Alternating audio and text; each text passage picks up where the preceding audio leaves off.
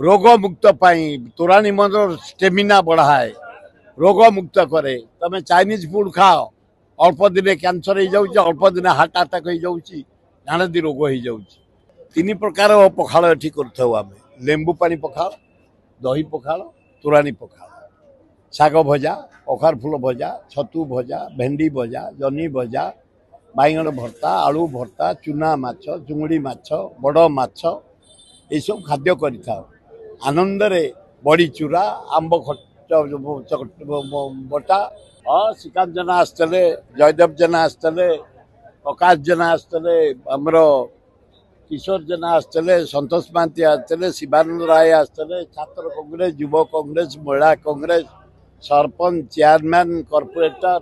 सबु श्रेणी लोक आसी खाई गले आउ इच्छा आग आसंता इलेक्शन रे सान पु केम जितियो बड़ पु जितियो मोर यही स्वप्न आज हूँ विश्व पखाल दिवस आमे किंतु 48-50 वर्ष है पखाल दिवस कर भाईचेरिया सृष्टि करने स्नेह सृष्टि करने एकता सृष्टि करने तीन प्रकार पखाल एठी करथौ आमे लेंबू पानी पखाल दही पखाल तोराणी पखाल शाग भजा कखार फूल भजा छतु भजा भेंडी भजा जनी भजा बैगण भर्ता आलू भर्ता चूना माछ चुंगड़ी माछ बड़ माछ ये सब खाद्य करिथाओ आनंद रे बड़ी चूरा आंब बटा आनंद रे भाई माने आसंती खाई जाते आज आनंद रे समस्ते बालियंता बालीपाटना भुवनेश्वर जटणी खोर्धा बेगुनिया बलगड़ लोक मैंने आसी खाई चलीगले आउ 10% लोक अच्छा प्राय खाद्य भी सरीगला भाई मैंने भी खाई चलीगले एकमात्र शांति पखाल गुंड खाले शांति लगे रोग मुक्त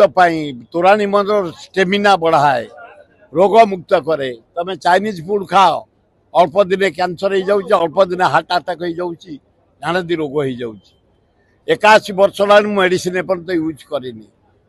पखाल खाए 360 दिन 300 दिन खाए पखाल बाहर तो बहुत ता साथी तेल कम मसला कम जो भजा भजा भजी आपण मैंने खाइले खाऊंट अति कम तेल मसला देह भल श्रीकांत जेना आसते जयदेव जेना आसते प्रकाश जेना आसते आमर किशोर जेना आसते संतोष महांती आसते शिवानंद राय आसते छात्र कांग्रेस युव कांग्रेस महिला कांग्रेस सरपंच चेयरमैन कॉर्पोरेटर सबु श्रेणी लोक आसी खाई गले आज होता 2000-2500 लोक अलरेडी 3000 खाए 2 थर भात तरकारी अधिक टाइम जानी शुणी 3000 लोक 48 वर्ष भात 3 थर सिझला आज हाँ बड़ परा ना बड़ आसबार आसी पारनी सान पु सब बुझाबुझी कर इच्छा आग आसंता इलेक्शन रे सान पु केम जितियो बड़ पु जितियो मोर यही स्वप्न हाँ हाँ आपण मीडिया माने कहले ना मुझे खाई न था बसई कि से अलरेडी नहीं गले बासी पखाल माछ भजा चूना माछ भजा आ छतु भजा शाग भजा यही मोर प्रिय खाद्य।